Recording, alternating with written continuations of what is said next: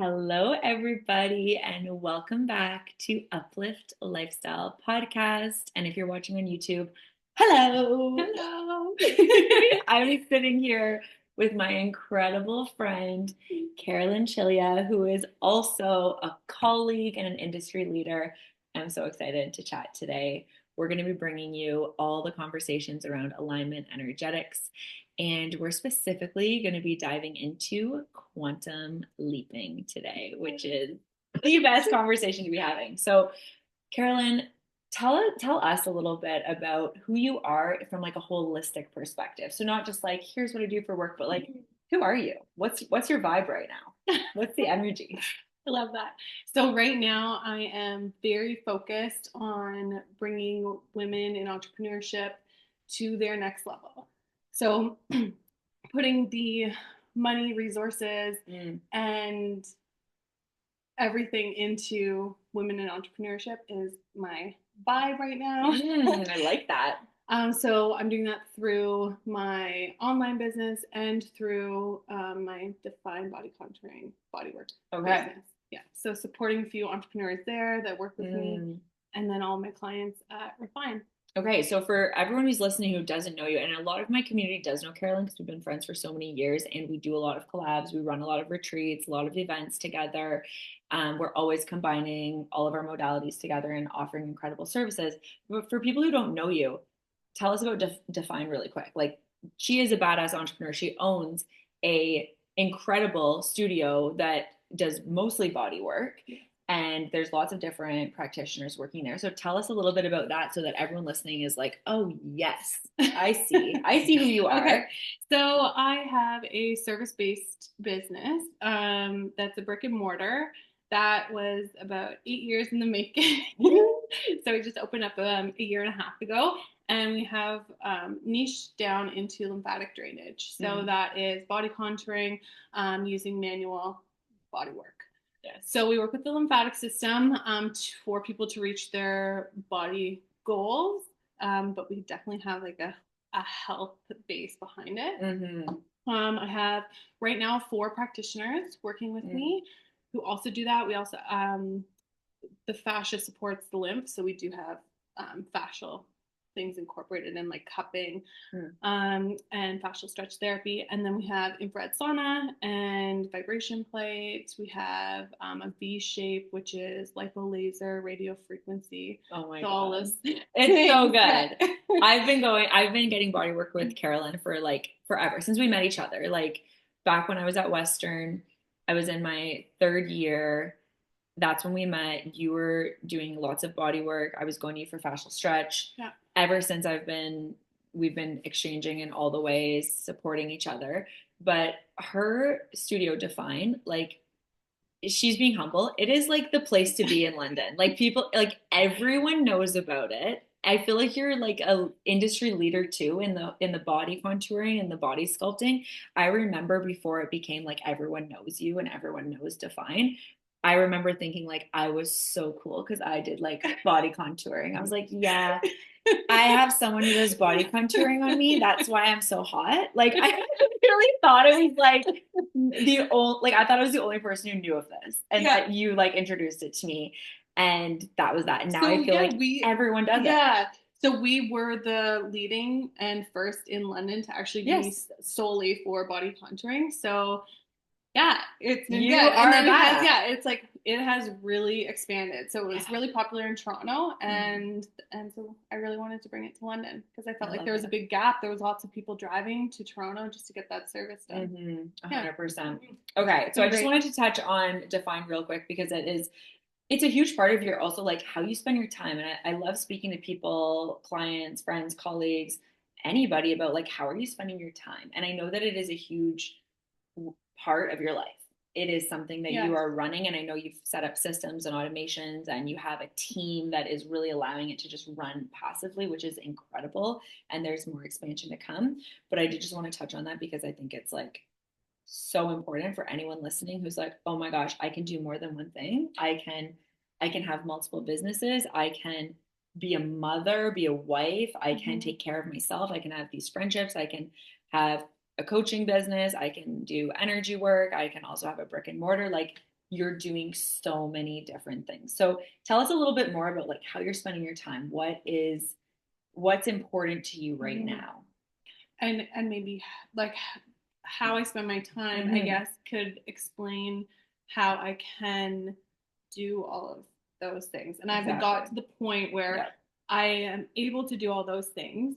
And I'm at this point now that I didn't know if I was going to get to before. And I tried a whole bunch of different ways to get there. And I really burnt myself out. And I was not making the money that I wanted and not spending time with my family. Like I've done it every way. I've explored all my options. Trial and error. I'm a line 3. Yeah. So she's a line 3 in human design. She's done it all. So with that experimentation, how I spend my time now is I spend my time as effectively and efficiently as I can when it comes to my business practices. And then I spend my time for my personal as expansive and like wide open as I can with great flexibility. So for me, I need those two contrasting energies that they feel good in my life. So I have a lot of structure in my business and my scheduled appointments. And then I have a lot of flexibility and openness and spontaneity outside of that. Oh my God, yeah. So that, yes. It makes it work. 100%. And my audience is very familiar with that harmonization, and they hear me talk about it all the live long day. But I think it's so powerful to get like real life examples and have people on the show who are extremely successful in their life and doing really well holistically in all areas of their life, and seeing how that harmonization and that blending of the yin and yang and the masculine, feminine, and the structure and the freedom, how that's actually looking for you. So thank you for speaking to that of like, when you're at work, you're like, there are systems that's very regimented. And then when you're at home, it's like this open, expansive freedom. I love that. Thank you for sharing that.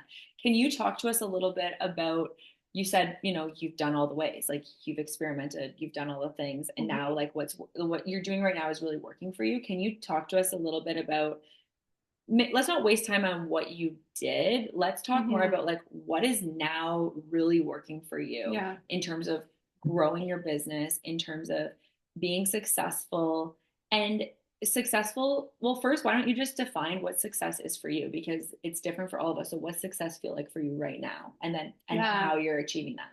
Okay. Success for me is living out my gift while also having time for the things that I desire. So, and I've defined success so many different ways before. I was in a pretty big era of, money milestones, number of clients, practitioners, the way things that were set up. That's how I defined success in some ways. And now time freedom is just the most important to me. I have 2 kids, I have 2 businesses, and I don't feel rushed. And that feels like success. Yeah, it is. Like I don't feel like I need to be anywhere or I need to do anything. And that feels like success. And the way that I feel I got to this space was through expanding my energetic field and continuously working on that expansion simultaneously with the allowance. So like allowing all the things that were coming, because I couldn't have planned this path. This path had to come like just one barrel at a time. You know, that analogy of when you're driving through the Sahara Desert and you have one barrel every kilometer, you can only see the next one. So just one barrel at a time, one step at a time. And that has been the most challenging and the most rewarding at the same time. Okay. And it would an analogy be similarly of like just being in that unknown space? It's like you didn't know all of the threads at the time. You didn't know what was next at the time, but everything has led to the next thing. Yes. And you, how do you navigate that unknown? What works for you to be in that unknown and feel safe or not safe, or just like get through it? Like what is, Carolyn and I always talk a lot about, and I think we're very different than most people because we hold a lot of space for nervous system regulation and safety, but we also get very comfortable with just being feeling unsafe and feeling fear and still going. Yeah. And I know that is, there's room for both. And I wouldn't say it's always great to just quantum leap and do it dysregulated, but sometimes we quantum leap and in our life and we're not fully ready because it's nothing we've ever experienced yet. And we see this with motherhood, we see this with relationships, we see this with finances, and we see this in career, where you get there and then you're like, holy fuck, I'm here. So you don't always need to be regulated first, and we talk about this all the time, and I do think that we have a rare perspective on it, which is awesome. But how do you, like, in your own, if maybe if you have examples or just like tangible tips for us, like how do you navigate that unknown when you're only seeing the next barrel, and maybe you're not even seeing that barrel? That's probably more relevant. More okay. So yeah, I would completely agree with you on the nervous system regulation and the time and place for that, and doing things regulated, unregulated. My viewpoint on that is we are constantly needing to expand our capacity. So nervous system regulation is not always what's necessary for you. Sometimes there has to be grit and tearing of muscles and getting dirty, like and jumping when you're not ready and failing really hard. I think there's at least in my life that has been important too. Definitely. So for me, in the unknown, when I either have not been able to see what's next, or I'm not able to regulate myself, or I've put myself in a position to bet on myself, and and I hear the voices coming of it's not going to work out. What has worked for me is tuning in to myself and really trusting my intuition and where that intuition came from as well. So really connecting with God and my faith and connecting with myself. So having that trust and that backup of all those examples of times when I did pull through, or all those examples of times, just like we were talking about earlier, of we were caught. It worked out. It was good. But what I would say with that is that you have to also take action on your intuition for you to then actually get there. It's not just allow everything and anything to go the way we would go, because nature turns into chaos. Naturally, it would be unravel into chaos, right? So we do want to have direction and take action on our intuition so that we can trust it in the unknown. And if that needs to just be small, I got a nudge or an inkling or whatever it is, because everyone's intuition hits them differently. And the way that I would say to get there is through stillness and quietness and into nature and away from your everyday life is the first place to go. Yes. Let's talk about that, because I think there's probably a lot of people listening are going, wait, you have 2 businesses and 2 kids. Where is this stillness and quietness coming from? And I want to speak to, because it's so related to quantum leaping and expanding time and expanding containers and capacity. I always share with my audience, and we always talk about this, like I might not have an hour, but I have at least a moment. And what am I going to do in that moment? And how can I expand that moment? Right? So I'll, let's say I have 5 minutes. I try not to use the time at all, but let's say I have 5 minutes before the next call. I'm feeling a little bit like ungrounded. Okay, what can I do in this 5 minutes to expand time, get back into a soul merge of who I truly am, back into oneness, back into truth, where some people would just go, I only have 5 minutes, so fuck, I'm not going to do anything then. If we live our life like that, like we're constantly abandoning the truth, and we're just procrastinating on our truth. So how do you, because I can say this all day long, and I do sometimes hear people say, well, you don't have kids. And I don't have any time to entertain people who make excuses in their life, but it's true. I don't have kids. Right? So as someone who's a mother and has two businesses, can you share with our audience about expanding time and going into nature and taking space and stillness and quiet in your life? Yes. I do it with my kids. Yep. I teach my kids what I practice. Yep. And it's so funny. My 8-year-old, sometimes when I'm having a moment or she'll like notice I'm stressed, she'll be like, all right, mom, deep breath. Yeah. I love her. So they're integrated. They're not separate from what I'm doing. And also, if I know that I need those moments or those times, I make them. So if I need to wake up earlier so that I have all of my stuff together before I want to pour my like time and energy into my children, then that's what I do. I wake up earlier, I stay up later, or I do whatever I can to make it work. And you're right, I don't need 2 hours to journal in the morning. I can just have that extra 10 minutes, and I don't have to make it me be more valuable because it's 2 hours, because I've had some breakthroughs that are way better than my like 3 hours of solitude in 5 minutes. Yes. Thank you for riffing on that, because that's, I think, a huge conversation around quantum leaping and expanding time. And when you become the creator of your life and you step into that role and you allow the finiteness of time to become infinite, and that happens when you connect to the truth of who you are through stillness, through being in nature, through being facilitated, through taking a moment of like noticing your senses, noticing yourself, being present.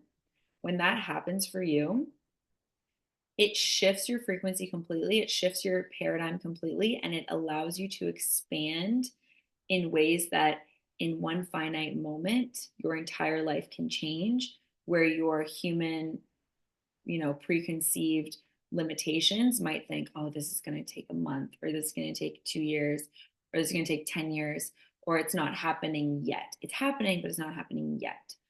When we shift into that, I am the creator, time is finite and it's infinite, so I'm going to experience that full spectrum and merge into that feeling and that knowing, that's when magic and miracles happen that literally change your life in one instantaneous moment, where your conscious, preconceived, limited mind might think, this is going to take a year, this is going to take 6 months, this is going to take a decade. No. Time isn't real. We're getting into this state. So I loved your example of just, you've taught your children this, you've embodied that, you've integrated that and encoded that within yourself and within them. So you might be in a very busy, chaotic moment in the kitchen or something, and then it's just, okay, let's get back to the truth. Let's connect back to spaciousness and feel that infinite realm for a moment. Now, the more we do it, the more it just becomes who we are. And what I would say, just thinking on that as you're talking about it, one of the most important things, if we can't get into stillness, what I'd say it's the next best thing would be fun and laughter. So that can just break and interrupt patterns of chaos or moments, and it does allow you to connect with yourself. Because you're here like living and you feel alive in that moment of humor. I love that. And one more thing I will add. If you're not at a point where that feels possible, like if that leap is too far, and there's not safety in, say, you being able to have the basic needs. So if there's not safety in your like bodily safety in your house, if you don't know when you're going to eat, if you don't know if you're going to be able to pay your rent, those basic needs are not met. before trying to get into nature and to get still and to connect with yourself and to take your intuition hits, I would go with what, if solving those 3D, very, very, very like close to home things first. Do what you can with what you have, and then move into creating those still moments. Yeah, that's beautiful. Yeah, I often speak to manifesting through the body portal and honoring the body portal and not bypassing the body portal. And if we're bypassing the body portal, we're bypassing all that is in the third dimension, all that is earthly. So I love that. Okay, beautiful. So let's shift gears a little bit more into quantum leaping. I want, before we hit record, we always are talking about quantum leaping things, all we talk about. Like, she shows up and I'm just updating her on the last 2 days and I'm like, what day is it? Oh, it's Tuesday morning. Okay. Yeah. When did that happen? What year did that happen? Yeah, like, holy shit, the last 24 hours, a lot's gone down. Like, and we can giggle about it and laugh about it and actually experience the rewards and the results of it because this is how we live. Because yes, we're doing a lot of regulation stuff, but we're also doing a lot of, it's like, I don't even know if there's words for it yet. We're gonna have to work on those words. There's no words for it yet, but it's like, it's very different than just regulating. It's like, you actually just hold yourself and witness yourself in the extremes of vulnerability and the extremes of the chaos and the extremes of the breakdown to breakthrough. And we were just talking about this, and I'd love you, because you're such a good teacher, I'd love you to teach a little bit on, you know, the mechanics or the process of a quantum leap and enlighten us on that, because the word gets thrown around a lot and I want to demystify it. Okay. Yes, the word does get thrown around a lot, and I think a lot of people use it to mean big. So I think when people say it and mean it, and if other people receive it in that way, then there's nothing wrong with that definition. But what we're talking about is not a big leap. What we're talking about is a leap in a field and a change in our timeline. So an actual shift, a closing out of possibilities, and a change in our actual timeline. So what I would say, there's a few components that I have found, like helping my clients, experimenting with myself, researching. There are a few components that I find are really important for a quantum leap. Number one, above all else, there has to be excess energy. Yep. 100%. There has to be more energy than you expend in your day for your day-to-day basis. You have to have an excess amount of energy. And that energy can be cultivated through how you live. Yep. Taking care of yourself. Yeah. Doing things that you love. Being on your life path. Yep. Being with the person you're supposed to be with. Working the work you're supposed to do. Sharing your gifts. And working with others. So excess energy. There are lots of things that drain your energy too, that you can work on releasing or avoiding. Yeah. So I find, for me, a really big energy drain are the things that I am listening to. So that's just something that's important to me, that I've always protected. So I don't watch the news. I don't listen to music that I find is not necessarily depressive, but that I don't resonate with. So I can listen to sad songs. I can listen to funny songs. I can listen to those things in those times and those moments. But I don't like to listen to songs that I don't feel I resonate with, that drain my energy, that have lyrics and tones that I don't want in my life. Yes. So that's one way I protect my energy. I love that. Yeah. So it is just the things that you're absorbing. So people can be energy drains. We all know that there's people that we've been near before that we've felt.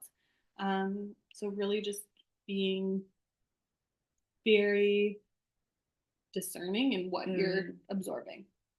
I love, that this first point is so major. Like, and thank you for just speaking it out in such a clear way. And this is why, when a lot of people do start making, wellness shifts in their life, and they really do start becoming more mindful, and they really step into a spiritual or mindful way of living, where they get out of that shit relationship or whatever it is, they start to experience more miracles in their life. So as you can see already, step number one, having a expanded energy and having pure energy, or having engaging in what is life-giving for you, what gives life versus what takes life. What gives life, now you've already stepped into a new timeline. Now you've already created a new possibility by expanding your energy. Everyone listening, think about how you can start doing that already. Okay. Yes. Step one. Okay. Yes. Snap, and so snap, snap. So good. This is important because your quantum leap takes an abundance of energy because you are expanding the field. So no shit. You need to take that energy, that excess energy, and it is getting used. Okay. Yeah. So you're pointing it at your quantum leap. Yep. Next, what I'd say a really, really important point for quantum leaping would be clearing resistances. And that you can equate that to allowing. So what that might look like is it might be mental, and a lot of my resistances can be mental. Mm-hmm. So does it make any sense today that we're going to, what we were just talking about, there's a bill for $4,000 and it's almost the end of the day. Does it make any logical sense that I'm going to, at 6 p.m. after I'm not talking to anyone, after I'm not at work, going to make that $4,000? No, that's a mental block. Yeah. I've just said no. Yeah. A lot of people get this part mixed up as like it's a delusional thing to start, I'm just going to start saying, I believe I'm going to make this. That's not what I'm saying. What I'm saying is you identify your mental blocks, your energetic blocks. You identify those blocks and you allow yourself, through either talking yourself through it, to get to the side of truly honestly believing, okay, this is possible. And we want to walk from this is probably not going to happen on this timeline all the way to this is the most probable outcome. Yeah. So whatever you have to do in between to clear those resistances and clear those blockages, that's what we need to do. And a lot of the time it is just talking to yourself, recognizing, okay, I don't believe that's possible for a person like me. I don't believe that's possible for this timeline. I don't believe that I should do that, or this person's going to be mad at me if I do that. Walking yourself through those blocks and resistances so that you move from this is not the timeline I'm walking on and this is probably not going to happen, all the way to pure conviction. It's mine, no matter what. What's like a point in between there? Like, like when we're talking about the barrel, the next barrel, or whatever, it's like, okay, that's a huge leap to get from it's not possible to this is all that is possible. Can you give us like a halfway mark that someone could maybe go, I could see myself getting there, and then once they're there, then they could maybe see themselves getting to the next? What's that halfway feeling, maybe, or an example, or like a? I maybe tell you how I work myself. From here to there, because I'm not I don't get from here to there every time. Like it takes time. It depends on what's going on. How many blocks? How long have they been there? Do I even recognize them? Yeah. I don't even know they're here, right? That's why having someone, whether it's a mentor, facilitator, or a really good person in your life who's like a therapist or a friend or someone who actually sees you, that's where that is so handy. Like even just before this, you and I are just chit-chatting, talking it out, and then you're like, I had this breakthrough, and I was like, same. So okay, so how I might talk us through that. So how I might do that, what I've been using lately, is I will pull myself into the energy of it being done. Okay. If I can't connect with that energy, so either through visualizing that the end outcome and observing that end outcome to feel the energy of it, or stepping into doing that outcome. If I can't get there, then I step back just a little bit to like, okay, well, what is more possible to me? Can I sit very comfortably here and really make it so like that is, I'm so comfortable here, and then I'm going to take the next step and the next step. Okay. To like work myself through those blocks. Yeah.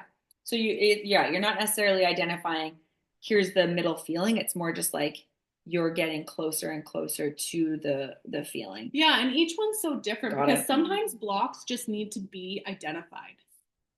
And then they're hallelujah. They're gone. Oh, you don't need to do anything else. I wrote this in my book and I got a bit of backlash. I wrote, once you're aware of it, consider it healed. And then some people were like, I fucking love that. That changed my life. I have so many people who their awareness, it was healed because now they're going, thank you. This is no longer a blind spot. It's healed. And then I had other people be like, people I don't want to really associate or give power or energy or oxygen to, but saying that that's so oversimplifying, like what people need to heal. But it has been true for me. It's been true for my clients. It's been true for thousands of people who've read my book that once you're aware of it, it's healed. It's on its way out because it's either like poof gone or it's like now it's not running the show. So I think maybe where those people need a shift and what's so natural to you and just I think the way that you've always operated is you're sitting in the power seat. So you've recognized that you have a block and now you're like, okay, well, see you later. You're out. I'm sitting in the power seat. And so if someone's not sitting in the driver's seat, yeah, then they don't realize they can choose again. Then they have to choose that block again and again. Yep. They have to choose that block one more time. The next time they have to tell themselves that story again and again. And if you recognize the story and then you decide that's not mine anymore, or that was my old story, okay, then I'm choosing this new one. That is the difference. 100%. No, you're so right. It's people taking responsibility for their life or people being the victim of their life. Period. Okay, moving on. Amazing. Okay. Wait, one thing actually I did want to add. Yeah. So as you were showing me this timeline, anyone watching on YouTube, you can see our hands. We're like working our hands around like little magicians. But if you're listening on the podcast, it was like the first feeling is like, this is not possible for me. The last feeling is like, this is the only possibility. Of course, this is happening. Somewhere in the middle when you were saying that's kind of feels like something in the middle that maybe would help someone listening is like, maybe it's this feeling of like, I could see how that could happen. Like, I could see that that's possible. That might be a nice, fun place to get to, too. Because I've actually created a lot of miracles in my life from just that middle place alone. I've also created a lot of miracles from a place of, in Quantum Lab, from a place of, I know this is happening. This is done. But then I've also created a lot from just kind of, I could see that this could happen. I'm open to this. Yeah, that you're expanding your field in that moment. Totally. So I have a good example of something that like popped my mind open where I feel like it's possible. Yeah. Pops your mind open and expands your field. Tell us. I was treating my client, she's so beautiful. I love her so much. And she is a badass businesswoman. She owns a ton of things. And she said to me, she's like, oh yeah, we went down to go look and see if we could buy marine land. And I was like, what? I remember that. Yes, I was like, what? Oh, you can buy marine land? So that was a moment for me that I was like, my possibilities opened up. Yes. Where I'm like, this, like, she's just thinking bigger than I'm thinking. Period. Yeah. Right? And that's why may traditionally you've heard of people called expanders. That's why that's so important. Like we may be bringing more complex language and processes, but gotta love a good expander to just be like, this is how I live. Oh, what? You don't live like this? I know I'm that for so many people. I know you're that for so many people. And I have so many people that expand me. It's all about raising that frequency, raising that magnet, raising that standard. And then for your client who's coming to you, who values you, who's coming to you and going, oh yeah, we might just buy a marine land. You're kind of like, oh, that's what people do? Okay. I guess that's what billionaires do, or millionaires, or whatever. Cool. You kind of go, this is a possibility. I didn't even think of that. And when you start to just open that possibility, you move from a vibration of feeding doubt, and then you step into a vibration of feeding possibility. And back on your teaching, because this is amazing. I can't wait for everyone listening. So fun. So when I say another component that is so helpful in quantum, like the third one? Yeah. Okay. And what I would say is we can quantum leap purposefully or just spontaneously. And I find there'll be a fork in the road, and then we'll just quantum leap to a new 100%, timeline. 100%. But when we're purposefully doing it, these are the things that I use. So the third one, what I would say is my persona. Okay. And that shifts and changes in a quantum leap, because a quantum leap is quote unquote big. A quantum leap is you moving from a timeline that you're walking along that's not going to happen on, all the way to a timeline that you're walking along that's going to happen on. Yeah. So your personality, your persona, and your self-concept have to switch, because now you're a person who has and does that. And that person is different from this person. Yeah. Every time, no matter what. Because if she was the same, you'd already be on that timeline. But she's not the same. 100%. So working with your self-concept and truthfully, honestly, genuinely believing that is who you are and shifting your personality. And I think that foundation starts with the idea that your personality is malleable.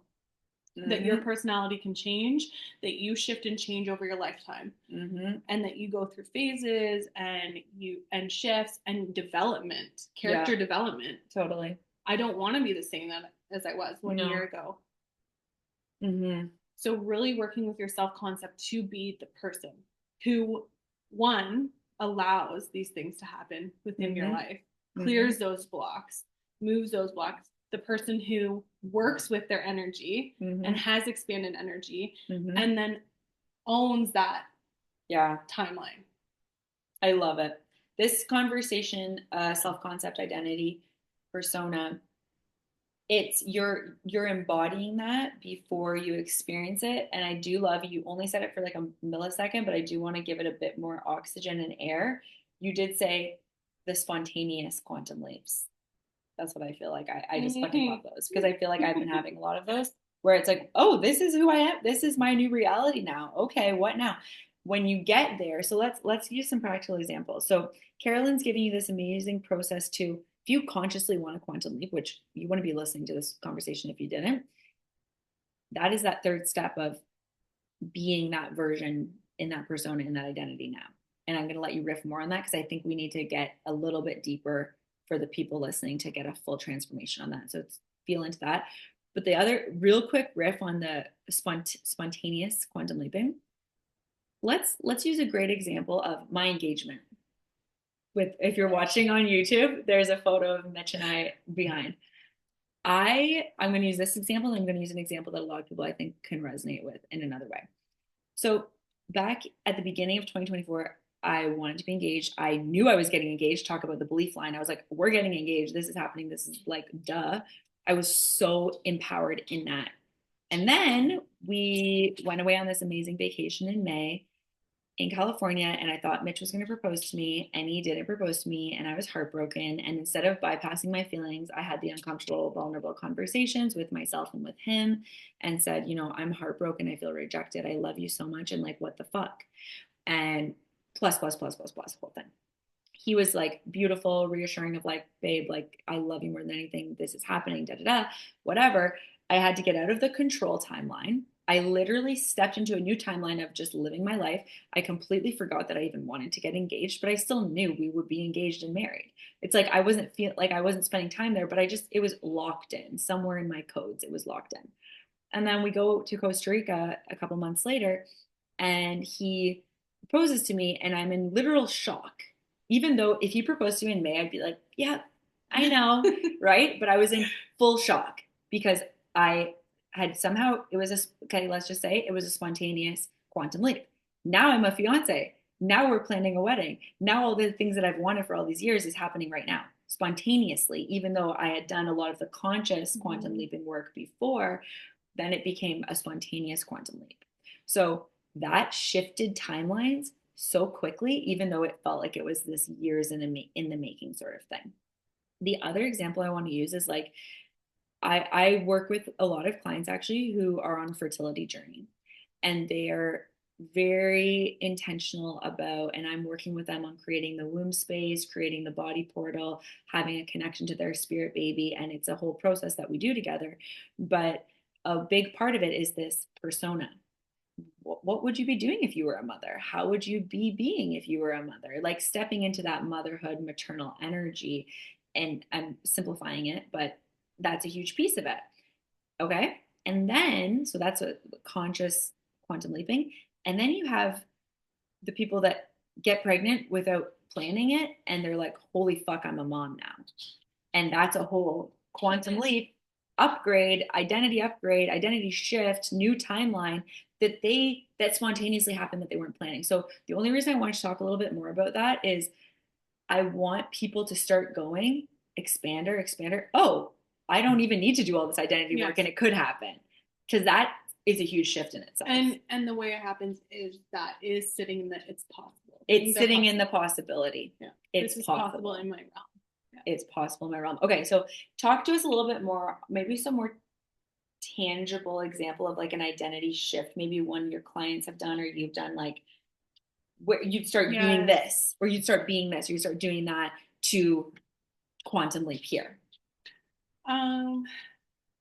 Yeah, I'll sit and think on an example, but I would say a big easy thing for me to do is I start taking away things from my identity. So if okay, tell us about that. For business success, I knew someone who was successful in business.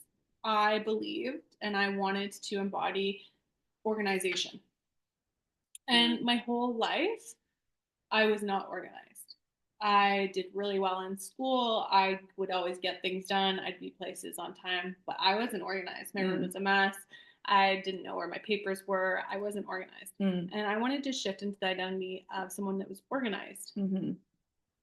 How I did that was by monitoring what people said around me, what I said about myself, and the actions that I took. Okay. So my mom is someone who would reinforce that idea continuously to me, that I was unorganized, and not in a not loving way. She had identified it as part of my personality. And so I had to take that out of her hands and say, no, I'm very organized. Yeah. And the way that I could do that with pure like confidence and understanding was through my behavior change. Yes.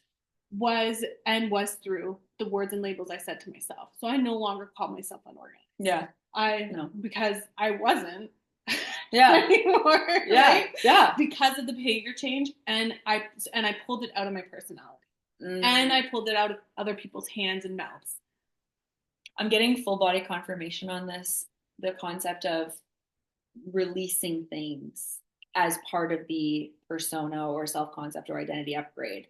Yes, there's things to add in, but I love this first step of where can we clean things up and where can we release and let go of like genuinely what's not serving us in terms of what we're saying about ourselves and what we're doing, like what we're actually doing, how we're spending our time and energy in our life. So good. Okay, carry on. Everyone's vibing on this. I love it. If there's anything else you want to say on that persona piece, let us know, and then otherwise we can move to if there's another step. I would say that release, and then for the adding in, it's simple. I would say it's simply the allowing yourself to add those pieces in without an apology. And I find the apology does come from body and embodiment. So if your body looks and sounds apologetic for showing up in places that you want to change your persona, if your body looks and sounds apologetic for acting in a certain way, for speaking, for say coming on a podcast, for doing any of those things, it's usually in your body where that is. Yeah. And totally. So if you can take that, where do I feel apologetic for what I'm doing, and pull it out of your body through others. I find movement is like the simplest thing. It's just a shift in your posture, shift in your like tone, a shift in anything in your body can start to move that energy so that there's space. Basically, you're creating space for this new part of your personality. Yeah, come in. 100%. So good.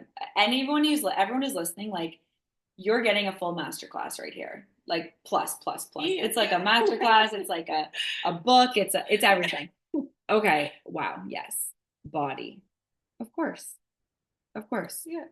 Okay. Anything else you want to share with us? Like, you have given so much to the audience today, and I'm so grateful. And everyone's so grateful. And we'd love if you guys reached out to us and told us how much you loved this episode. But is there anything else you feel like on the quantum leap conversation or anything at all that you want to wrap it up with?